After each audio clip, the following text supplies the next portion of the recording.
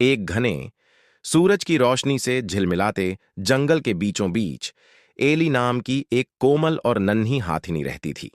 उसकी बड़ी बड़ी कान और उससे भी बड़ा दिल उसे सब जानवरों में खास बनाते थे।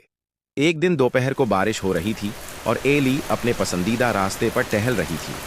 तभी उसे झाड़ियों से हल्की सी म्याऊं की आवाज सुनाई दी। उसने देखा कि एक छोटी सी बिल्ली जिसका नाम मीसो था कांप रही थी और भीग चुकी थी। उसका एक पंजा घायल था और आंखों में डर साफ झलक रहा था। एली बिना कुछ सोचे झुकी और अपनी सूंड को बहुत ही कोमलता से हिलाते हुए मीसो को अपनी पीठ पर उठा लिया।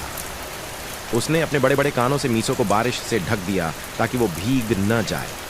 फिर एली मीसो को अपने आरामदायक घर ले गई, उसके जख्म को साफ किया और उसे पूरी रात अपने पास गर्म रखकर उसकी देखभाल की। कुछ दिनों में मीसो ठीक हो गई और दोनों के बीच एक गहरी दोस्ती पनप गई। एक शाम जब वे दोनों साथ में जंगल में घूम रहे थे तो उन्हें पास ही कहीं से घबराए हुए चूहे जैसी आवाजें सुनाई दीं। देखा कि एक छोटा खरगोश एक चालाक लोमड़ी के चंगुल में फंसा था। मीसो को एली की दयालुता याद आई और वह बहादुरी से आगे बढ़ी।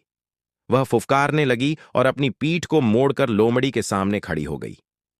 मीसो की हिम्मत देखकर लोमड़ी डर गई और चुपचाप झाड़ियों में गायब हो गई। एली जल्दी से आगे आई और अपने सूंड से खरगोश और मीसो दोनों को गले लगा लिया।